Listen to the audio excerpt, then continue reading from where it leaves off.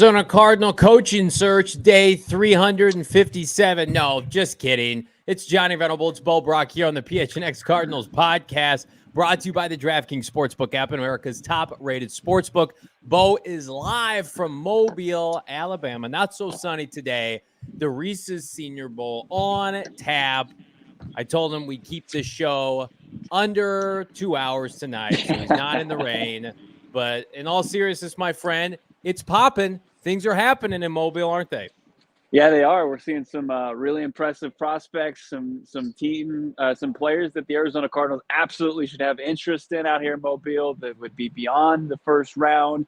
And hoping that Monti Ossenfort, Dave Sears, everybody involved in the scouting and drafting department are going to have a keen eye on these guys. I like what I saw for a second straight day, offensive, defensive line. We're going to have a full breakdown of it. But we can't get out of our own way. And when I say we, I mean the Cardinals. I mean, wake up today to some news as far as outside of Dan Quinn, the only candidate for the Cardinals that is going to potentially have a second interview with the Cards, according to Josina Anderson. Yeah, so Josina Anderson, friend of the program, put out this tweet earlier today amplifying the fact that Aaron Glenn, who is a second-tier candidate, not a second-tier, a second interview candidate with the Colts, which is happening today, by the way, will also do the same with the Arizona Cardinals. This was on Josina's Twitter earlier today. The Cardinals are bringing back Lions defensive coordinator Aaron Glenn. He's expected to get another look for the head job in Arizona, whether formal or informal, per a league source. I don't know what the hell that means, formal or informal. Here's what I do know. The first interview, I think it was in person. I think he came to Arizona and met with everybody.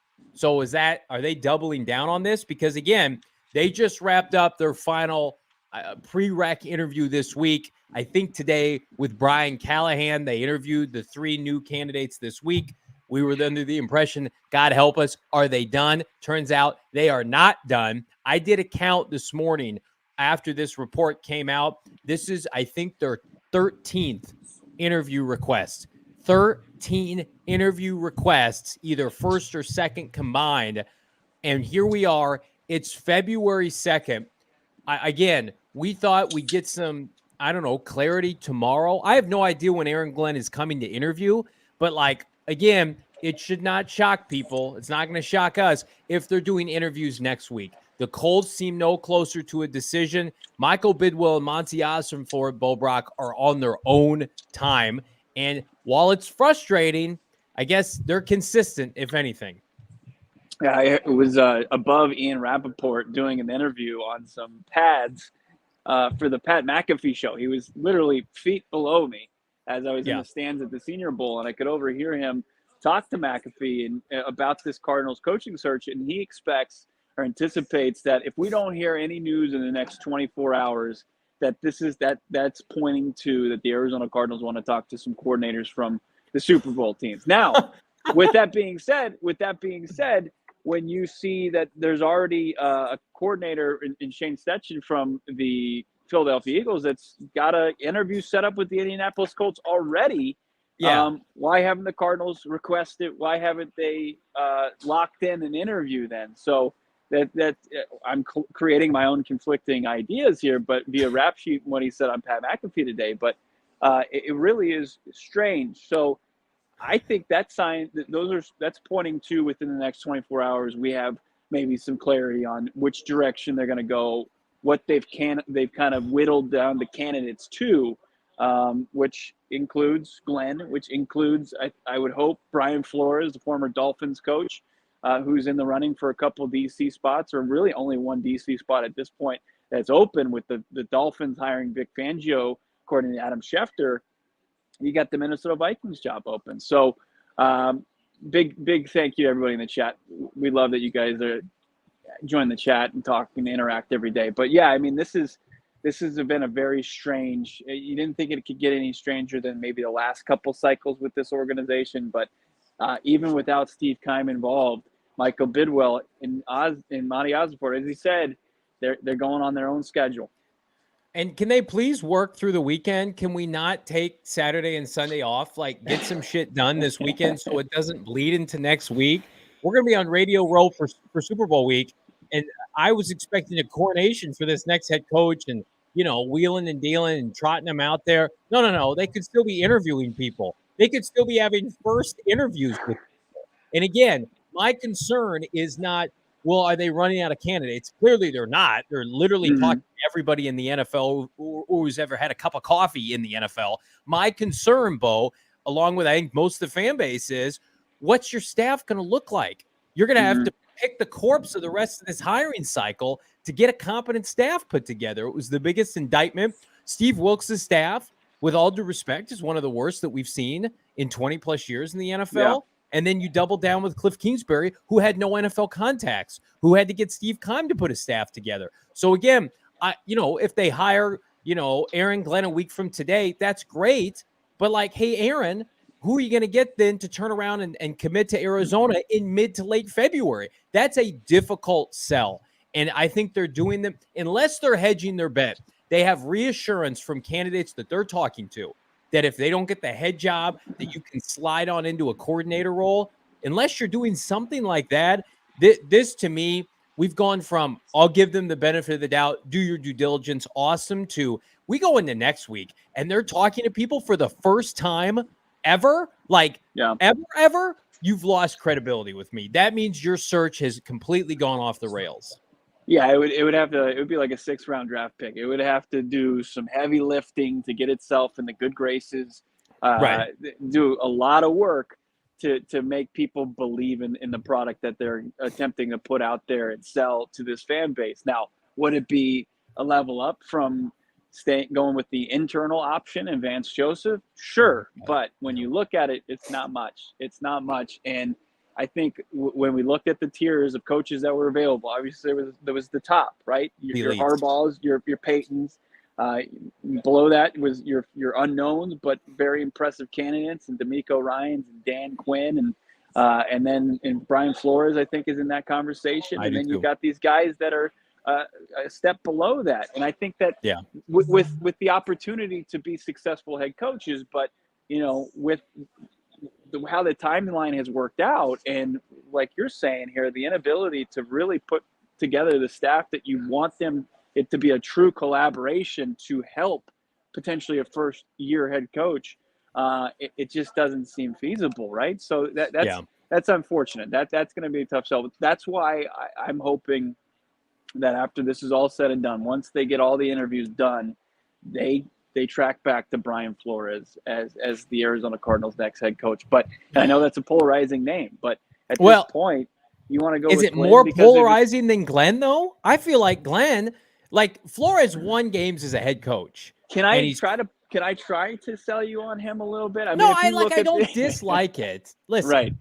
I mean, if you look at their last couple games, if you look at the stretch where they were hot, right? For sure. The Packer game was fantastic. The Packer game was fantastic. That was the most recent, right? You think about what he was able to do to kind of bottle up Josh Allen and that Buffalo Bills offense on Thanksgiving.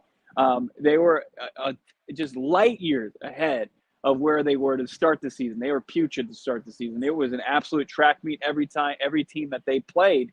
But a credit to Aaron Glenn and his staff and the young players on that defense for developing throughout the season, something, we haven't seen. That's why I think it's a step up from Vance, but at the same time, Agreed. you're gonna have to do some heavy lifting as far as the actions of what the new staff is going to do throughout getting ready for the 2023 season. But and then you got the Jonathan Jones report, or just speculation. They should look at Glenn because of his ties to Kyler Murray. It's like, okay, he knows Murray and his family. There's some history there, but you hope it's different than the history with Cliff Kingsbury. You don't need another enabler, somebody that's completely in his corner saying, oh, you can do no wrong. You need somebody to challenge Kyler Murray. Is Aaron Glenn going to be the guy that's going to challenge him, but also, have his attention the entire time to get back on track? I reached out to a Lions source today just to kind of get a gauge on this because, again, not that I didn't take his interview seriously. That's disrespectful the first time around. But anytime you talk about second interviews with the two remaining teams that are left, especially when the Cardinals are leaking this out that they want to talk to him, it's like, are they putting pressure on him? Are the Colts then trying to seal something up today because they did interview with him again today? So it's like, okay, this is real. He's going to have an opportunity to get one of these two jobs potentially. And the general consensus is that he's still growing as a defensive coordinator. This was his first opportunity to coordinate a defense these last couple of years in Detroit. So if you're buying him as a stock that's on the rise based on the end of the year, I can go behind that. He also coached with Sean Payton in New Orleans, right? He's got those ties to Parcells. He's a Parcells guy. Once upon a time, was drafted by the Dallas Cowboys, and of course, Sean Payton was a Bill Parcells guy too. And then we've got some Monti Ossenfort ties with it. So, I mean, you can kind of start connecting the dots a little bit. He was coordinating that phenomenal secondary with New Orleans. I think from 2015 to 2020, he played obviously corner in the NFL. Was a first-round draft pick. I think he would be able to command the room. But the feedback I got is Dan Campbell is such a big presence that sometimes even Aaron Glenn got kind of lost in the shuffle a little bit. And so this would really be his first time, obviously, being the main guy. Campbell is such a polarizing big figure, literally and figuratively, that I think we all kind of forget about Aaron Glenn. So I would be interested to see him commanding the locker room with the likes of course, Kyler and company, but somebody like Isaiah Simmons, somebody who maybe didn't take too well to Vance Joseph. So it's not that I'm against it. I mean, anything, with all due respect, is better than Vance Joseph at this point. They need a new voice. But I'd be lying to you if I said I like Aaron Glenn more than I like somebody like Brian Flores, who has had success as a head coach, who's younger. I think his experience is better being a head coach and then working under Mike Tomlin. But, Bo, I mean, like I put it out on Twitter, if we don't get notification that they're doing a second interview with Brian Flores here within the next 48 hours, I'm ready to bail on that ship, regardless of what Jeremy Fowler and company said to you yesterday. Like, you're bringing back Aaron Glenn for a second interview, but Brian Flores isn't in that group, then I'm going to judge you by your actions. Yeah, I mean, there's conversations about Flores and, who he would have his coaching staff and stuff like that. It's not going away here in Mobile, but it's something that I agree. You've been sitting on the pot for a while, right? I mean, do something at this point. And I think you're exactly right. 24, 48 hours, you're about to be the mecca of the football universe in the next, 72 hours when the Super Bowl starts coming to Arizona. You don't want to be the last team standing without a plan that people can kind of see and say, okay, they're waiting for the Super Bowl coordinators. Because if the Colts hire somebody, the only thing that's keeping the Arizona Cardinals from being the laughing stock right now is the Indianapolis Colts. That is one of the big talks of today here at the Senior Bowl was their inexplicable third potential round of interviews. Third, not just their second, their third. And then I'm seeing Albert Breer, one of our listeners or viewers, was tagged us in a story from Breer before we went live here, saying that the Cardinals might not even do a second round for the most part. So Matt might be kind of adding some context to Josina Anderson, saying that it might be informal to where they might not do something as, okay, here's the second interview. Maybe they're just like, okay, we're digesting. You start to connect the dots with that. I mean, you got to be feeling pretty good if you're Aaron Glenn. If they're not officially doing a second round and it's informal in the sense that, like, how quickly can you start? because Aaron Glenn interviewed within the first 5 days of their search. He interviewed before Brian Flores. He was on that tier with. Go ahead. Who just said in the chat that you should bring back Todd Haley? I mean, that's my thought too with a guy like Aaron Glenn. Now, I'm not seriously thinking Todd Haley should come back as the offensive coordinator. Yeah, it was Bucky Porter, but I think that you need, if you're going to go with somebody like Glenn, where he's just a couple of years removed from being a position coach and not a so successful defensive coordinator, you're going to need a very experienced offensive coordinator, in my opinion. Where if you got Flores, I think you could really kind of go with a younger, inexperienced guy on the offensive side of the football, and you would get the leadership and the direction from a head coach that's done it before, who's won double-digit games and been right there on the outside looking in of a playoff run. If you get a guy like Flores, I think you can be a little bit more creative with who you have as your offensive play caller. But Glenn, I think you would have to look at somebody that's done it, maybe like a Greg Roman or somebody that's been around a long time, and unfortunately, it's kind of sets up the same situation as you had in the previous regime, where it's like you got a head coach of the defense, you got a head coach of the offense. I don't think anybody wants that too. It's too similar to. I just get two similar VJ vibes from Aaron Glenn, and it's no coincidence that their defenses performed just as poorly this season. So I didn't know this. Saw this on the internets. Aaron Glenn played from with the Texans 2002 2004. Ossenfort was a pro personnel intern for the Texans and a college scout for them, pro and college scout for them in 2004. And where your assistant GM just come from? Detroit. Detroit. And also was in Houston, I think, around the same time as well. Yeah, I would say there's some momentum to this. If you got it on DraftKings, God bless you all. Let's touch base on the Vance Joseph piece, because there were some interesting comments made by Mike Silver, reporter for Bally Sports, very tapped in with San Francisco as they look for their new defensive coordinator. I got inconsistent messages before the show that maybe they went internal, promoted their defensive line coach, but there was talk that they would want to look at Vance Joseph if the Cardinals relieved him from their contract. And that's not the big piece. Because whatever, you bring Vance Joseph in, I'm happy for Vance. He gets another DC job. But Mike Silver was adamant. Yeah, right. Silver was adamant that Vance Joseph had his staff ready to go, specifically an offensive coordinator. Vance is sitting around not twiddling his thumbs. He's put together a staff, and that has to scare the shit out of you if you're a Cardinal fan. If you've gotten to this point and Vance Joseph here on February 2nd thinks there's a legitimate shot that he's going to get this job and he's putting a staff together, that's concerning to me, especially when he was the first person you talked to. That was over 2 weeks ago. Now, Aaron Glenn was also in that time frame. So if Vance Joseph, if it comes out that they're going to do another informal or formal interview with Vance, then we're going to be sweating it out for a few days. I'm going to be honest with you. I don't even want to be wooed by hearing who his staff would be. I don't even want to entertain that. I think producer Shane's on it. I think he's going to do special teams for him. He's an up and comer. He's a rising star as far as the coordinator ranks go, and his teams. I would expect they would be, if not, the same status quo or better than Jeff Rodgers' crew. That was very impressive. Yeah. This is new as of earlier today. Shane Steichen is scheduled to have his second head coaching interview with the Colts on Saturday. So the Colts are not making a decision within the next 72 hours. The Colts are determined to take this into next week as well. So if you're the Cardinals, you have a sense of urgency now?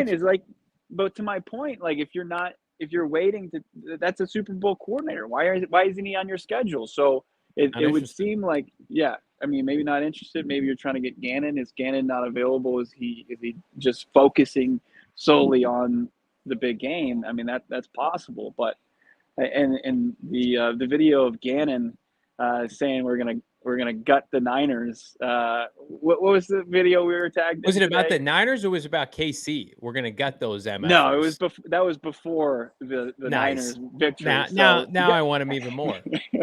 Now you want them even more. So, but what is the holdup if they really want to talk to Gannon? Who, Benjamin Albright told us a couple weeks ago that was going to be somebody that they were going to interview. So, and he also said they're not hiring Aaron Glenn. Yeah. He was adamant about that. I would say, though, at the speed in which they didn't even have their interview done with Brian Callahan, and they got word out to the media, to Josina, that they want to talk to Aaron Glenn again. I would say, especially if the Colts are going to continue to drag their feet, the Cardinals are showing their hand a little bit. Because if there's some rumblings that the Cardinals expedited a second interview with Dan Quinn because they were zeroing in to make him the head coach. Now, I don't believe that, but they were interested. And so Well, you bring back Aaron Glenn here real quick yeah. after these 3 interviews this week. That could Breer be playing your hand there. I think Breer validated what we were speculating today, saying that the Quinn thing was a fire drill interview on Zoom for an hour before his Cowboys took on the Niners a couple weeks ago, and they wanted to spend more time with him. Now, whether or not he was in Arizona, it was one of those where it seemed like it was a match, and then the next day he was telling all of the reporters that he was sticking around in Dallas. He wanted to stay there, and it was unfinished business. Well, I want to talk to Bo about his interview with Tony Pauline with regards to Kyler Murray. But first, I want to tell everybody here about Underdog Fantasy. It does daily fantasy differently. I know you guys have heard about Underdog Fantasy. Well, let me give you the skinny as to why. It is your premier daily fantasy sports app. You can draft your team against 5 of your friends. The highest scoring squad for the night wins that cold hard cash. We got Super Bowl 57 just around the corner. If you don't want to wait for the big game and you want to get some licks in on Underdog Fantasy ahead of the time, go and draft 6 NBA players right now. No positional limits. Mikal Bridges, Cam Johnson, little action, right? Devin Booker coming back, I think next week maybe. Is he going to hit the higher in points? Is DeAndre Ayton going to hit the higher in rebounds? Do all of it and more on the Underdog Fantasy app. If you're like me, I'm pivoting off year-long fantasy. I'm going exclusive to daily fantasy. Why am I doing that? Because it's so easy to get started. All you got to do, go to underdogfantasy.com, download the app, sign up with promo code PHNX. Get this, Underdog Fantasy is going to double your first deposit up to $100. It's going to match it. So you put in a hundy, boom, you get a free hundy to bet with, to gamble with, to wager with on Underdog Fantasy. Again, you're ready to get off the rigors of year-long fantasy. You don't want the commitment. Underdog Fantasy is ready to play and play with you on your time, on your schedule. Underdog Fantasy, Bo, get in on the action today. Love it. Love Underdog. What are we talking about? 4 Peaks in their glorious beer. That's you could use a 4 Peaks right now. I could use about 6 of them right now, whether it's a Kilt Lifter or a Joy Wheat Bus Wow, or their Sun Brew, which was one of their old staples. 4 Peaks. Yeah. It was unreal to have a couple before we got on the plane there in Terminal 4 there at Sky Harbor. But if you're looking for a place to maybe watch the Senior Bowl over the weekend, no place is better than 4 Peaks to take in a sporting event. So check it out. Get a beer on tap. Check out their barrel-aged beers as well. They're so smooth. They've got a whole collection of barrels that they're aging beer in. Yeah. And it's just so fantastic. And then their menu is deep. I mean, Italian beef beer bread. You've got all the appetizers you want, chicken rolls, and then desserts as well. You can get yourself a float, but with one of the 4 Peaks beers there. It's unbelievable. Check them out, 4peaks.com, or just take the family, meet some friends, watch the game at 4 Peaks, 8th Street in Tempe. We love 4 Peaks. It's a staple of Phoenix and Tempe, and check them out if you haven't already. I'd love to buy a beer for the next head coach of the Arizona Cardinals. I don't know who that's going to be, so I guess I'll just buy 2 for me from 4 Peaks. So there's word on the Twitter streets, Bo Brock, that Kyler Murray is a deterrent for this coaching search to get quality candidates, and that's why the Cardinals have sucked for so long. It's Kyler Murray's fault, right, that they're always last in these coaching searches. Oh, wait, this is the first time they've had Kyler Murray during one of these coaching searches. Cliff Kingsbury, Steve Wilkes, Bruce Arians, all of these interview cycles have taken place before K1. So, Bo, you got down to brass tacks today with the reporter that put out the initial report based on what he was hearing. Yeah, Tony Pauline is one of the more plugged-in draft experts you can find. Works for Pro Football Network these days, and that's where the report came.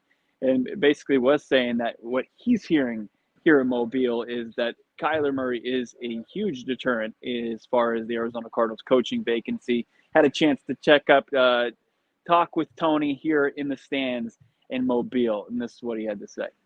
Your Arizona Cardinal fans just wanted to wake up and have a decent day, but if they opened up Twitter, they saw Tony Pauline's report from the Senior Bowl, Pro Football Network, about Kyler Murray. Tony, what can you tell me more about the Arizona Cardinals head coaching search kind of being derailed by their franchise quarterback? Well, you know, when you hire a new coach and even a new general manager, they want their own players. They want to bring their own guys in, especially the quarterback. Now, Arizona signed Kyler Murray to a 5-year extension through 2028. So if you take that head coaching job and the GM job at Arizona, you are basically tied at the hip to Kyler Murray. You're not going to have, you know, many options because of the money that goes with his contract and the cap hit. And there's also a few people who really don't want to work for Bidwill. Let's be honest about that. So it's kind of a double whammy, which I think is why desired candidates are saying thanks but no thanks.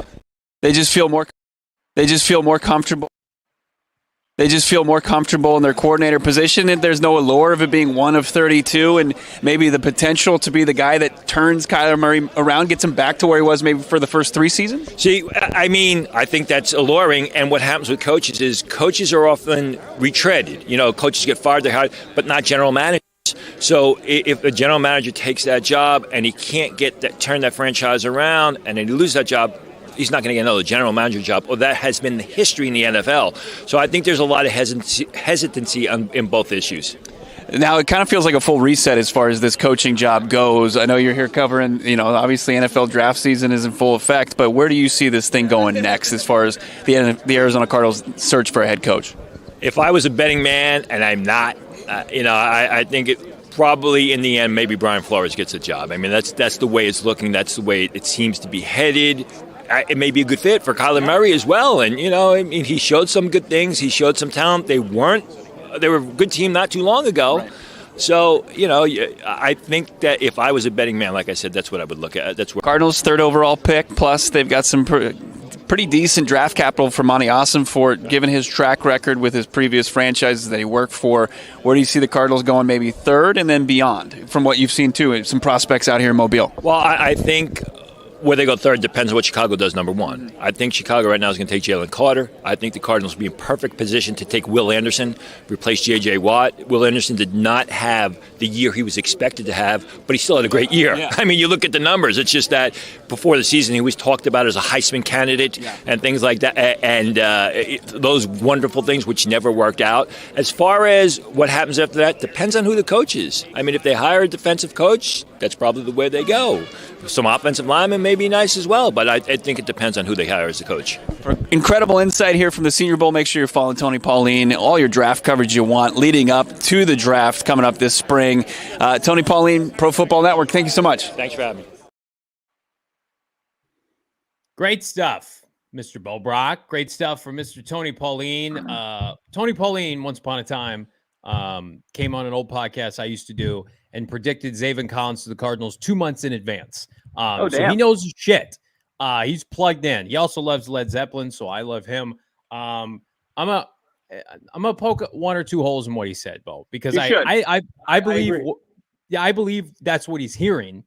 And based on his rationale, I would have thought that maybe getting a GM would have been harder than getting a head coach.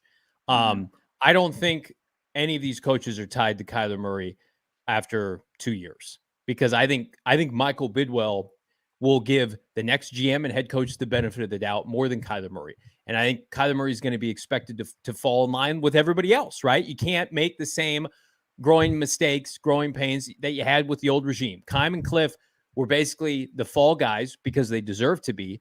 But now Kyler has to be eye to eye with the new regime. And that's up to Kyler.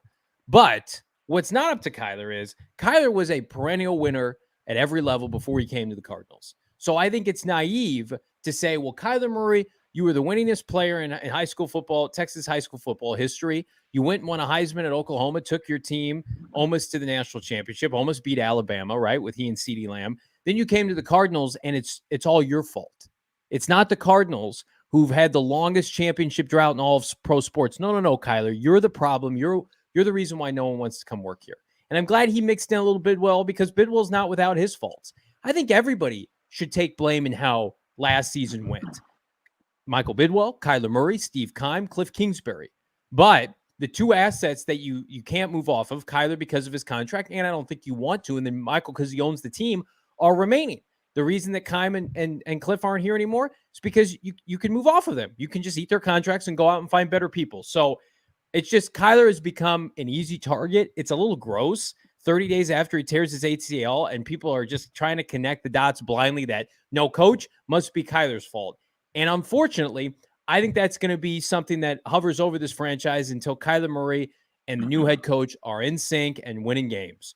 And you could say, well, that's Kyler Murray's fault, but I don't know. I'm not, and Kyler Murray's got his flaws, Bo, but putting everything on him, I think that's a little gross. I think that's silly. I think when you've got these opportunities don't come the way I know you see a full just kind of candidate pool of guys that are looking for jobs and have good jobs, but at the same token, it's not a head coaching gig. Right. There's no way that there's anybody that says, hey, would you like to be the next head coach of the Arizona Cardinals, and say, nah, I don't think so. Kyler Murray yelled at Cliff Kingsbury on the sideline once, so that's just too much for me to handle. I'm cool. I'm not going to make as much as a head coach. I'm cool with making half that much, being a coordinator, and I might not get another chance or opportunity to be a head coach, but I'm going to roll the dice because, yeah, Kyler just rubs me the wrong way because of his playing style and that he's making too much money. It's just that I don't buy that at all. You can hear that probably from a bunch of scouts who are surly, maybe a little you could call them curmudgeons out here. They're on the road. They don't like it too often, and they don't like guys who have maybe a bit of an ego. And Monti Ossenfort said that this is going to be egoless franchise, and there's going to be challenges, obviously, with Kyler Murray. But is the main deterrent for a head coach coming to Arizona? I would say that he would be more of what you already have and what make it enticing more so than it would be a deterrent. I would think the only disappointing aspect with Kyler is that he's not available at the start of next year. Right. And so, like, if I'm a head coach, like, oh, that sucks. My first year, I got to roll with a backup for a month or 2 months or whatever it is. And if that's the case, then Michael Bidwill says, here's a 6-year contract. Here's a 5-year contract. You get all the support that you need. Don't worry about it. We're going to get it right. Bail water until K1 comes back and we can rock and roll. And that's a quick remedy for Michael Bidwill. Thank you, Jason, for the $1.99 super chat, my guy. Who do y'all have as the next head coach? Well, it's interesting because Tony said Brian Flores. But again, I feel like everybody you talked to, Bo, Jeremy Fowler, Brian Flores, right? Benjamin Albright, Brian Flores. Where's Brian Flores' second interview? I would say that I don't think it's a slam dunk by any means. No. And Breer was saying Callahan yesterday, and that was kind of the first one to kind of get away from Brian Flores. But it was also, hey, we're looking at a full reset of candidates. So what were you saying, Johnny? No, that almost felt when Albert said that to you that it was almost just like, well, I think he'd be a good fit with Kyler. Yeah. In the interviews this week, whereas there are people who've been adamant Flores since they did an interview with him. And I think the longer this goes until we get a report that they're going to do a second interview, that it's not Brian Flores. Aaron Glenn coming in for another interview before Brian Flores does not bode well. Newsflash for Brian Flores. I'm Captain Obvious, Mr. Captain Obvious here. But I mean, it's recency bias. That's why we all thought these candidates this week were in the running. I think there was the canary in the coal mine with Benjamin Albright kind of changing his stance on Sean Payton being the Broncos coach on Monday morning, but it was also there with them adding, interviews to the docket the rest of the week, right? And then I think we got another one here with Aaron Glenn for Brian Flores. What's the point that you want to kind of go over and dig deeper into Aaron Glenn to see if he's a better option than Flores? I mean, at what point do you just feel like are the red flags the same as people have already about Flores? Is he not bought in on Kyler Murray? Is that the issue? Maybe. You feel like, hey, we need a guy who's going to be the best to make this work with Kyler because, you can't get him out from under that contract in the short term. So we want somebody that's going to give this the best thing from the jump for Kyler Murray. We don't need somebody who, by the second week that he's not injured or he's come back from his knee injury, and that relationship soured already, just like it did in Miami. Is that what we're working with here? Is that why we are at this point in the process? Yeah, I like your mindset of, well, maybe they're convinced somebody has to come in and beat Brian Flores for this job. And so they're vetting all the people in their top tier to see one more time. I would imagine that Brian and Monty have the kind of relationship. Hopefully they text and talk often. We don't know that definitively, but the Kyler Murray comments from Tony, it's interesting. It's also interesting. He thinks the Chicago Bears are going to take Jalen Carter first overall if they do not trade the pick. And that is consistent with what the folks at DraftKings think. I talked about the odds today with our guy, Sean DePaz on PHNX Bets. Jalen Carter has higher odds, significantly higher odds to go first overall. Will Anderson's at plus 750. Jalen Carter is at plus 550. And then you've got the three quarterbacks in the mix, Bryce Young being the favorite. You can't even get plus money. That would, of course, include a trade now that the Bears are committing to Justin Fields. So, I mean, what do you make of that? Do you think there's legitimacy to the Chicago taking Jalen? Because I feel like at the end of the day, the better player, regardless of position, is Will Anderson. I think it's what kind of who you look at towards rebuilding, the front seven, right? As far as you got the linebackers and Zaven Collins and what Isaiah Simmons is your star backer that is playing more on the back end. But when you look to rebuild your front seven, it's going to have J.J. Watt leave and then potentially Zach Allen via free agency. You need to add some guys on that front seven. And I think Will Anderson, and when you look at where the Arizona Cardinals fell short last year, one of the least productive teams from the edge. When you get a guy that you can immediately put there, and you've seen what San Francisco's been able to do without having the DeForest Buckner there in the middle of it, and still get the just what he contributes on a week-to-week basis when he's healthy. I think that's the dream that you would get with Anderson. But then you think on the other side, like, can you get an Ndamukong Suh type? Can you get it? I don't think Aaron Donald people actually are going to do the disservice by comping him to that. But do you want that big disruptive tackle, a guy that's going to be in there? I think people want, it comes with a little bit of fun and a guy that can play off the edge with Will Anderson and the guy that was at the beginning to have more of a higher prospect. I like this comment from our guy, Jalen Blair, in the chat. The key to Eberflus's defense in Chicago is that 3 technique. He needs an elite player at that spot. That's why they traded for DeForest Buckner when he was in Indy. And you're right. And they never had that true 3-4 outside linebacker in Indy that was like the ass kicker, right? And then Matt Eberflus shipped Khalil Mack out of town. So maybe they do value the 3 technique more. I'll let the Chicago Bears and the Houston Texans drop Will Anderson right into the Arizona Cardinals lap. I want to put a bow on this and talk a little bit more on the head coaching search, but I want to tell everybody first about Chi-Town Cornholes, a.k.a. Bags. They're supplying premium cornhole sets across the country and to military bases deployments throughout the world since 2007. We're ready for cornhole season here in the Valley as the weather starts to heat up. I cannot wait. Their signature box style cannot be beat. It's digitally printed, covered in vinyl, stained, painted, what have you. It's got beer holders. It's got drink holders. It has light up lights on it, LEDs, handles to carry them around, take them to tailgates. If you want to tailgate next fall, you want to tailgate with Chi-Town Cornholes. They are so above the rest. They are veteran owned and operated. And if you're a veteran, get this, you get a 10% discount. Active duty, a past veteran, whatever, they got you covered. And even better, they can ship anywhere and they can offer expedited shipping options. You got a holiday coming up, you got a birthday, you want to take care of somebody, they're going to take care of you. They also specialize in corporate designs. If your company wants to get one, marketing, social events, weddings, barbecues, we got Super Bowl parties right around the corner. They've got you covered. Don't believe me? Check them out on Instagram, Chi-Town Custom Cornhole Boards, or check them out on their website at chi-towncornhole.com. And the only thing better than pairing Chi-Town Cornhole is with our friends at OG's, Bo. And I think you could use some OG's tonight, putting the Senior Bowl to bed as you get to come back to Arizona. But you and Shane been working your butts off, man. You deserve some OG's.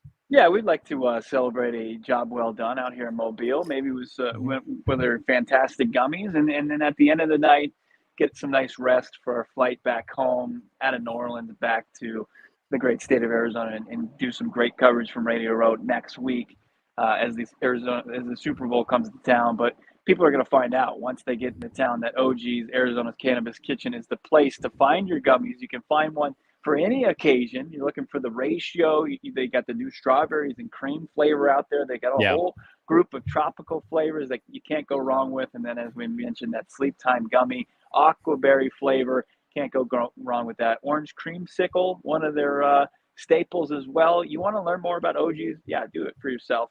Go to ogsbrands.com. That's OGEEZ brands.com. Follow them on Instagram, and you can find them in your local dispensary. Find all of their great products. Just check them out, your local dispensary. OG's Brands. Got to be 21 and older. Bo's got to be 21 and older to answer this question because it is serious. It's serious. And I'm going to put you on this. I am very serious. It's been a serious couple of weeks here. If you followed the show, first of all, God bless you. We got almost 400 people in the chat. Like this video, subscribe. Jason Krell, I see your super chat. Let me ask Bo this quick question first. Bo, twofold. Do the Arizona Cardinals have a new head coach announced, not leaked, but announced by Monday? And then secondly, who is that person? Who is that head coach? Oh, man. I mean, how many times have I asked you this over the last month? Put me on the spot, and like nothing tells me anything's getting done anytime soon. I mean, it's going to take something breaking, something broke by Ian Rappaport or Josina Anderson, people who've been breaking news as far as this opening, but there's been nothing concrete, nothing to tell me that by Monday that they're going to have anything that's going to have us feeling pretty good or confident that that's going to be the next head coach. So I'm going to say no, even though I think it would be a good just opportunity to show off the next phase of your franchise. But they, like you said at the very big jump from the show, was that they are on their own schedule. And if they want to talk to John Gannon, they're going to make sure that they talk to John Gannon, whether it's before he is the defensive coordinator in the Super Bowl for the Eagles or after. Pour one out a week ago, this time last week. Sean Payton was meeting with the Cardinals for 7+ hours, and that time together ended up being a wet fart in the wind. Pour one out for our hopes and our dreams. Because we thought we were home, go back to the hotel room and just watch that 8 seconds of Sean and Michael Bidwill walking out to the car and him basically saying, yeah, would you take me to the airport and I'll fly out of your lives forever. We didn't know it was going to happen at that point, that was the deal, but that's what happened. Thanks for the free steak. Got some swag for the family, right? Jason Krell, $1.99 super chat. Would you trade down for a haul of picks? Only from 3 to 4, my friend. I'm not moving past 4. I got to guarantee myself Will Anderson or Jalen Carter. We talked about it on yesterday's show. I'm not trading down to 7 or 8 and taking some, with all due respect, ACC pass rusher. Give me an SEC ass kicker. I don't care if is that a direct shot at Miles Murphy? It's a direct shot at ACC players in general. I mean, Cardinals have drafted enough ACC players. With all due respect to Isaiah Simmons, there's a big difference. We talked about it between Chase Young, who went 2nd in that draft, and Isaiah Simmons, who went 8. Derek Brown, who went 7. I know he played at Auburn, but there's a drop off in talent when you trade down. What if you're not looking at the defensive side? What if you're looking at Peter Skoronski from Northwestern, the top tackle in the draft? Why am I not looking at a defensive side? I mean, you could. There's some ass kickers out there. I mean, it's not as close to a sure thing as these other two. I just don't want you to get like. Oh, you mean why am I not looking on the defensive side when I trade down? Like, why am I not looking at offense? Yeah. I like the Cardinals tackles. Josh Jones and DJ Humphrey? Yeah, I like them. Okay. You like them. Okay. You don't want a franchise tackle. I want Will Anderson. One of those? And we're going to have I can tell right now we're going to have a problem over these next 2 months. In mid-March, when they finally hire their coach, we can finally start talking about draft stuff. I like all of you. Go to gophnx.com, become a diehard, get 20% off all PHNX gear, including this hat, this fresh tee. Get a free hat and or t-shirt when you become a diehard. Every single year you're a diehard, you get a free piece of merch. Check out our guy Howard Balzer cranking out articles on the reg. 90% of the content at gophnx.com. It's full free. Anytime you read Howard, do us a solid. Slam that promo code Howard, HOWARD. I'm going to answer the question I asked Bo. I think the Cardinals have a new head coach by this weekend, and I think it's Aaron Glenn. I think they're zeroing in on Aaron Glenn, because why would you try to sidestep the Colts and crazy man and try to get Aaron Glenn back in your building if you're not trying to seal the deal? We are in the middle of February. Cardinals, pick a lane, pick a coach. I can't believe they proved me wrong on that. Remember when I said a couple days ago, at least you're not playing in the same sandbox as the Colts for a head coach, and now Michael Bidwill said, well, actually, we're competing with a guy who coordinated statistically the worst defense in the NFL. And we didn't even get to talk about that. I'm not going to judge him too harshly in Detroit. They're stop. Like it's a done deal. I mean, I hope you're wrong. I really do. I don't like you to be wrong often on this show. You do. You root for me to fail all the time. No, I do not. I just hope you're wrong on this, and that if it's not Glenn, that they're continuing their search. I'd like it to be Flores if it's somebody Correct. that they've talked to already. I mean, I'm ready for it to happen. Not me. I wish this would go on forever, just like I wish the show would go on forever. Producer Shane's texting me, can't feel his hands, but I can feel my heart, and it's very heavy for all of you here in the chat. Again, like and subscribe. Leave us a 5-star wherever you get your podcast. Let's get these two gentlemen back. Break down all the people we watched today, all the prospects. You wouldn't even get into that. You don't want to hear. You told me we got to do a 45-minute show because you guys are freezing. You want to go with some prospect stuff? Our guy, John Michael Jingleheimer Schmitz, looked pretty good today. Again, the center out of Minnesota. We got video? We're going to have a 60-second breakdown of what we witnessed today, more focusing on the defensive side of football. Like what we saw, we did talk to Cody Mock. That will probably make its way to YouTube, the North Dakota interior offensive lineman. His thoughts on potentially calling the Desert Home at some point. He is a wagon. He's got some long orange hair, and he's missing his two front teeth. He's got the smile of a jack-o'-lantern. KJ Henry, liked what I saw from the Clemson edge. Shane hates me right now. And then also some playmakers. I saw some playmakers out there. A guy that you like, Johnny, Raji Rice out of SMU, very talented route runner, wide receiver. And He's then, good. Yeah, and I mean, we saw a lot of great plays on the offensive side of the football this week. And then as far as other playmakers out there, people have been talking about the running back from Tulane. It was Tajay Spears. It's pretty exciting, but I don't think the Arizona Cardinals, depending on what they do, what type of play caller they get, is that anything that you entertain before like round 5 or 6, you know? Isn't it funny? Before this Aaron Glenn piece came out this morning, I was ready to do the show today, and I thought we would be on head coaching watch because they would have interviewed again everybody on their schedule. We would have been right back in the same spot we were a week ago. But now that this Aaron Glenn thing is hanging over this team, we don't know when this interview's happening. It could happen tomorrow. It could happen on Monday. So they're on their own. Yeah. What's informal mean? Could they Zoom tonight? Yeah, maybe, or just sit down on at Steak 44 and have a nice dinner. I don't know. I mean, I think I want everybody to pray for the NFL says is a formal interview. Pray for Bo Brock that he is able to get back safely to the desert before they announce this, so he can do the show with me and he can go to the press conference. He's worked too hard. My friend, my colleague, my co-host has worked too hard on the grind, getting the insight for them to break this news while he's on an airplane tomorrow. I don't know if Bo's going to be on the show tomorrow. I'll be on it. We'll see. We can wrangle up some guests, some good fun. I finally had it. That's why I'm not going to be on the show, because I'm traveling back to the desert. Some PHNX personalities. We're on Cardinal Watch. It used to be called Sean Payton Watch, but that's dead and buried. We will never talk about it again. But talk about us wherever you share podcasts. Like and subscribe. Again, leave us a 5-star. We appreciate all of you. Again, we just had our best month to date. PHNX Cardinals is owning the offseason, and it's because of each and every one of you. For Bo Brock live in Mobile, Alabama at the Reese's Senior Bowl, I'm Johnny Venerable. We will see you tomorrow, Football Friday.